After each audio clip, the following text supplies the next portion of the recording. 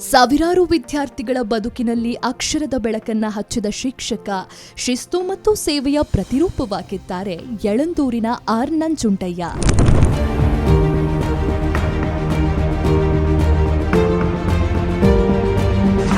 ಒಂದೊತ್ತಿನ ತುತ್ತಿಗೂ ಕಷ್ಟವಿದ್ದ ಇವರಿಗೆ ಶಿಕ್ಷಣವೇ ಅವರ ಬದುಕಿನ ದಾರಿದೀಪವಾಯಿತು.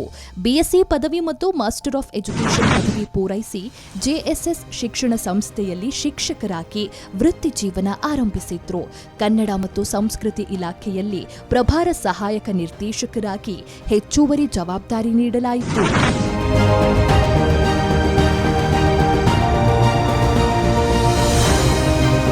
ಇವರ ಸೇವೆಗೆ ಬೆಂಗಳೂರಿನಲ್ಲಿ ಕಲಾ ಕೌಸ್ತುಭ ಪ್ರಶಸ್ತಿ, ಜಿಲ್ಲಾ ಮಟ್ಟದ ಕೆಂಪೇಗೌಡ ಪ್ರಶಸ್ತಿ, ಡಾಕ್ಟರ್ ಬಿಆರ್ ಅಂಬೇಡ್ಕರ್ ರಾಷ್ಟ್ರೀಯ ಪ್ರಶಸ್ತಿ ದೊರೆತಿದೆ.